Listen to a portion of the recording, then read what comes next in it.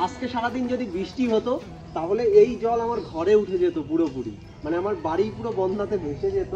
এই যে হচ্ছে আমাদের ঘর, আর এই পর্যন্ত জল উঠেছে। এই যে হচ্ছে কাতলা মাছ, এখনো জ্যান্ত আছে মা এটা। হ্যাঁ বাবা, মিনিমাম 25 কেজি মাছ ধরেছিল মিনিমাম। মাছের সাইজগুলো কিন্তু বড় বড়।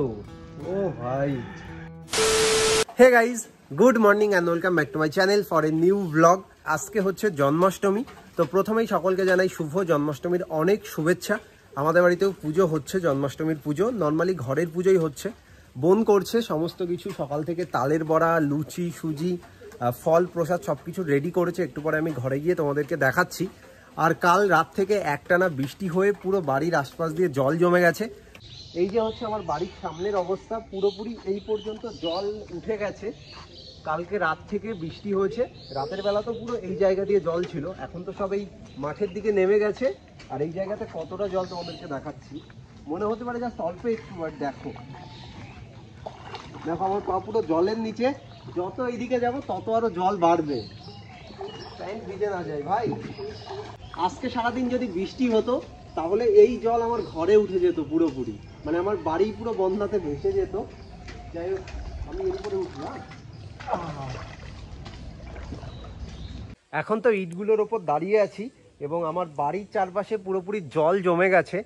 দেখো তোমাদেরকে দেখাই, দেখো সব দিক থেকে শুধু জল জল আর জল, ওই পর্যন্ত পুরো জল। মাছ ধরা যাবে এর মধ্যে, এতটাই জল হয়ে গেছে। চারিদিকে ভীষণ বৃষ্টি হচ্ছে, তার সাথে তেমন বন্যা হচ্ছে সব দিকে। বাট আমাদের এইদিকে জাস্ট মাঠ বন্যা হয়েছে, কিন্তু এই রকম যদি বৃষ্টি চলতেই থাকে তাহলে যে কোনো দিনে না জল নামতে পারে। আর এই যে এই পর্যন্ত হচ্ছে জল, আর এই সামনেই হচ্ছে আমার বাড়ি। এই যে হচ্ছে আমাদের ঘর, আর এই পর্যন্ত জল উঠেছে। মানে আর একদিন বৃষ্টি হবে একটা না, ওপরে উঠে যাবে। যদিও আমাদের বাড়িটা একটু উঁচুতে আছে, জল ওঠার কোনো চান্স নেই। আর এই জায়গাতে জল জমে তার কারণ হচ্ছে এই জায়গাটা অনেকটা নিচু, আর এই সাইডটাতে একটা গর্ত আছে। তো আশপাশের যত জল সব এই গর্তে এসে জমা হয় সব, সেই কারণে এই জায়গাতে জল জমে। তা বাদে আমাদের আশপাশটা অনেকটাই উঁচু আছে, নর্মালি জল বাঁধার কথা না, কিন্তু এই জায়গাতে গর্ত আছে, সেই জন্যেই সব জল এই গর্তে জমে। ওই জায়গা থেকে এই পর্যন্ত পুরো ডাউন।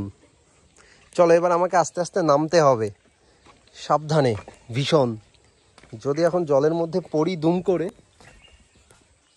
তাহলে পুরোপুরি ভিজে যাব। জন্মাষ্টমীর দিনে এত বৃষ্টি, মানে কিছু বলার নেই। ভেবেছিলাম আজকে মায়াপুর ঘুরতে যাব, বাট আজকে সকাল থেকে ওয়েদার এতটাই বাজে, বাড়ি থেকে বেরোনোই সম্ভব না। আস্তে আস্তে আস্তে আস্তে, হ্যাঁ চলো স্নান করা যাবে এর মধ্যে ভালোভাবে।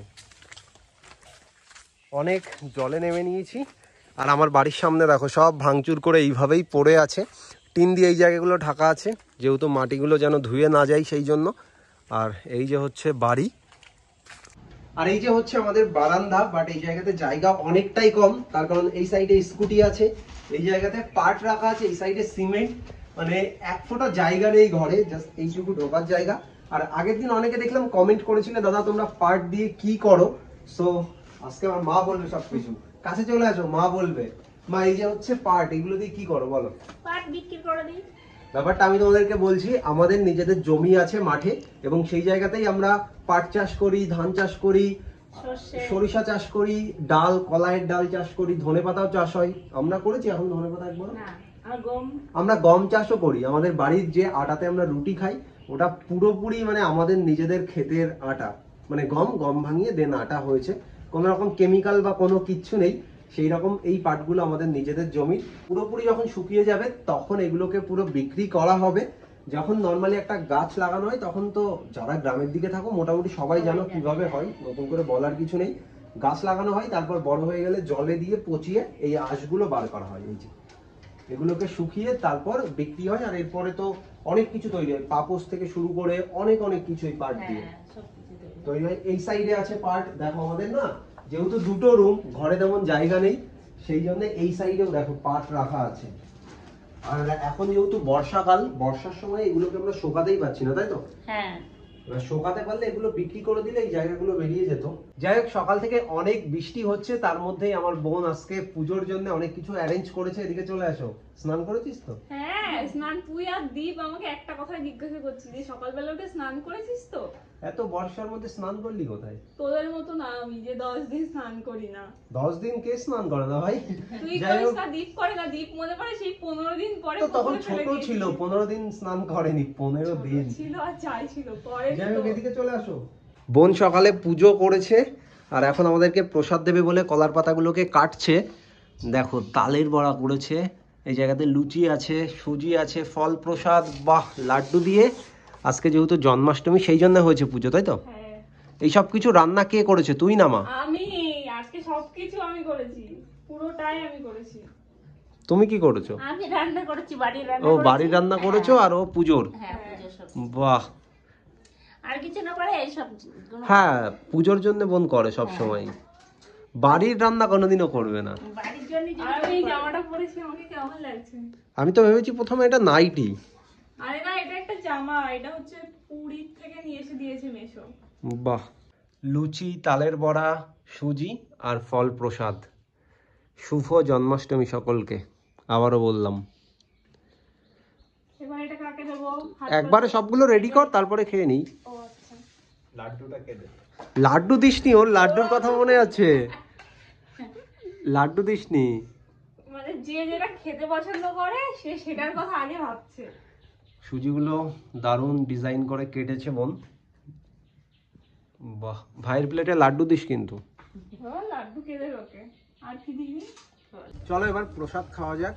শুভ জন্মাষ্টমী সকলকে। এই যে হচ্ছে তালের বড়া, জন্মাষ্টমীতে তালের বড়া করবেই প্রত্যেক বছর, প্রত্যেকটা বাড়িতেই হয়তো হয়।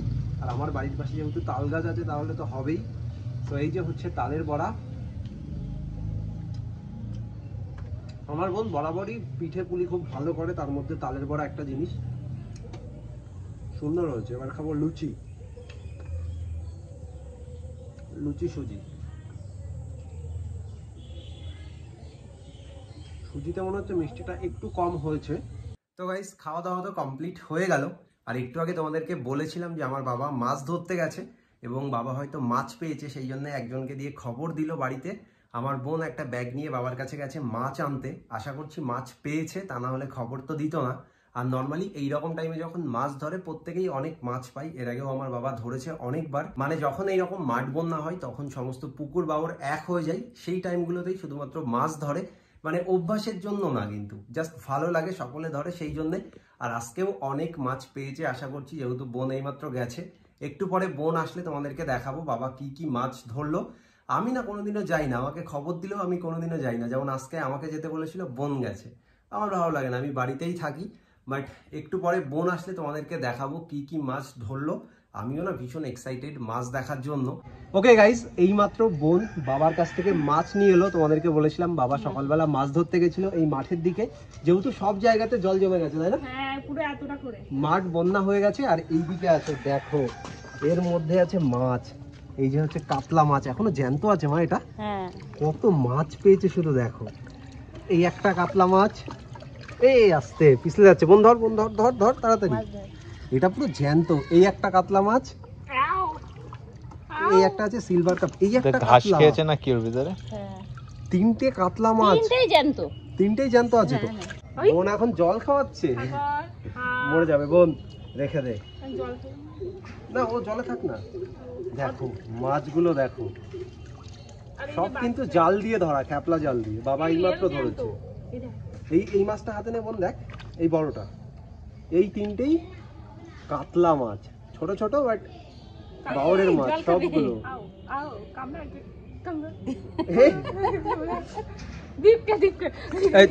আরো অনেক মাছ আছে দেখ। বাহ, পোনা মাছ আছে, বাটা মাছ আছে, মৃগেল মাছ। এই একটা সিলভার কাপ। এই মাছটা আমার একটু ভালো লাগে। আর একটা সিলভার আছে, ও দুটো সিলভার কাপ। মাছের সাইজ গুলো কিন্তু বড় বড়। ও ভাই, দারুণ মাছ ধরেছি কিন্তু। এখানে 4 কিলো 5 কিলো মাছ। হ্যাঁ, ইজিলি বোন। এই জায়গাতে মোটামুটি 5 কেজি মাছ তো আছেই। দেখো 5 কেজি তো হবেই বোন, যা আছে। আমি একটু পরে বস্তা নিয়ে যাবো বড়। আমার এখনো মনে আছে, প্রায় 4-5 বছর আগের কথা না? হ্যাঁ, 4-5 বছর, আমি তখন ছোট। আরো বাইরে আগে হয়তো পড়ি। সেম আমাদের মাঠের মধ্যে জল বেঁধেছিল। বাবা মিনিমাম 25 কেজি মাছ ধরেছিল, মিনিমাম। একটা মাছই তো ধরেছিল 8 কিলো। সেই কি মাছ? বড় মাছ এইরকম। আমেরিকান না কি মাছ বলে না? যাই হোক ধরেছিল। বোন বাবার সাথে যাই, আমি তো ঘরেই থাকি, আমি সত্যি কথা বলতে যাইনি। এখনো বনি কিন্তু এই মাছগুলো এনেছে ব্যাগে করে। আবার যাবো 1 ঘন্টা পরে, 1 ঘন্টা টাইম দিচ্ছে, তারপরে আবার যেতে বলেছে। বাবার কাছে একটা ব্যাগ আছে, বাবা ধরছে, বাবার মতো অনেকে ধরছে তো। হ্যাঁ, অনেক লোকজন, বাহ, এই মামা টামা সবাই আছে। সবাই আছে। একটু পরে আমিও যাব মাছ ধরতে। সব থেকে ব্রিজের ওখানে যা স্রোত যাচ্ছে, মাছ ধরছে এই জায়গাতে, এই জায়গাতেও মাছ হচ্ছে, আর এখানে স্রোত যাচ্ছে পুরো। চল যাব। বাট এই মাছটা এখনো জ্যান্ত, হ্যাঁ একা একা খাবি খাচ্ছি। যে কাতলা মাছ দেখো, এখন আমি আর মা চলে এসেছি পুরোপুরি যেই জায়গাতে জল উঠেছে বাবা মাছ ধরছে সেই জায়গাতে। দেখো এই সাইডটাতে পুরো জল, ওই সামনে বাবা মাছ ধরছে। আর এই একটা ব্যাগ আমরা নিয়েছি, দেখো এর মধ্যে অনেকগুলোই মাছ আছে, সব বাটা পোনা এই মাছগুলোই আছে। দেখো এগুলো তেমন বড় মাছ না, ছোট মাছ, যেহেতু অনেকে ধরছে না, সব মাছ শেষ। মাছ শেষ না, রাতে আবার উঠবে। হ্যাঁ, রাত্রে পাওয়া যাবে। এই জায়গাগুলো সব ধান চাষ হয়, পাট চাষ হয়। হঠাৎ করে কেমন জল বেঁধে গেল বুঝতেই পারলাম না। কেমন বৃষ্টি হচ্ছে সেটা তো বলছো না। বৃষ্টি তো হয়েছে, বাট এত তাড়াতাড়ি হবে সিরিয়াসলি ভাবিনি। হঠাৎ করে জল উঠে গেছে, মানে আজকে দুপুর থেকে। আমাদের বাড়ি ওই ওপরে, এই জায়গাতে আমাদের বাড়ি। আর সামনে দিয়ে দেখো পুরোপুরি মাঠ বন্যা হয়ে গেছে, জল জল জল সব জায়গাতে শুধু জল। মাছ মোটামুটি সকলেই পেয়েছে এবং ভালো মাছ পেয়েছে। বাবা যেহেতু প্রথম প্রথম এসছে সেই জন্য অনেকগুলোই মাছ ধরেছে, এখনো ধরছে, বাট এখনো তেমন পাচ্ছে না। তবে ঠিক আছে, যা পেয়েছে অনেক পেয়ে গেছে। সত্যি কথা বলতে আমার বাবা তেমন মাছ ধরে না, বাট শখ, প্রত্যেক বছর যখন এইরকম জল ওঠে ওই টাইমে 1-2 দিন জাস্ট শখে, তাছাড়া মাছ তা বাদে ধরেই না। চলো এই ব্যাগটা ফাঁকা, মা আরও একটা ব্যাগ নিয়ে এসেছিল। হ্যাঁ, যেহেতু প্রথমবারে অত মাছ ধরেছে মা ভেবেছে এখনো হয়তো পেতে পারে। এটা কি মাছ? দেখো তো। ভূতনাথ না কি মাছ? আমি মাছ চিনি না বেশি, মা আমি 2-3টেই চিনি, রুই কাতলা চিনি। এটা সে ভূতনাথ এই বলে। সব জ্যান্ত তো ছোটগুলো, সব জানতো। এগুলো সব ছোট ছোট মাছ। হ্যাঁ। আসল ব্যাপার হচ্ছে আমার বাড়ির 2 সাইডে বাউর এবং মাঝখানে অনেক মাঠ আছে। যখন বৃষ্টি অনেক হয় দুটো বাউর একসাথে মিশে যায় এবং তার সাথে চারপাশে যে পুকুরগুলো আছে হ্যাঁ, সেগুলো ডুবে যায়। সব একসাথে ডুবে যায়। আর যত বাউরের মাছ, পুকুরের মাছ সব আমাদের এই মাঠগুলোতে চলে আসে সব। দেখো এই সাইডটাতে পুরো জল বেঁধে গেছে পুরোটা। বাপরে। আরো 2 দিন যদি বৃষ্টি হতো এই যত মাঠ আছে, এই যত পুকুর, পুকুরগুলোও ডুবে যেত। এটাও কিন্তু একটা পুকুর, বাট এটা এখনো ঠিকঠাক আছে, কিন্তু সামনের দিকের পুকুরগুলো সব ডুবে সব গেছে ডুবে সব। গেছে। চলো তাহলে এখন আমরা বাড়ির দিকে যাই, বাবা এখনো মাছ ধরছে। ডাক দিলাম তো আসেনি, একটা নিশা না এটা মাছের। ভীষণ একটা নেশা, মাছ ধরা একটা। হ্যাঁ। বাবা তেমন আসে না, বাট ঠিক আছে, সকলে ধরছে, মজায় মজায় ধরছে। আমি আর মা বললাম তাড়াতাড়ি বাড়ি চলে আসো, যেহেতু অনেকটা টাইম তুমি আছো। বললো ঠিক আছে, তোরাই ব্যাগটা নিয়ে চলে যা, আমি আসছি। হ্যাঁ। চলে আসবে, যেহেতু ব্যাগ দিয়ে দিয়েছে। ওই আসছে মনে হচ্ছে নাকি। না, আসেনি। চলো আমরা বাড়ির দিকে যাই, সন্ধ্যা হয়ে যাচ্ছে আস্তে আস্তে। বাড়িতে গিয়ে মা এখন মাছ কাটবে। চলো মাছ কাটবো।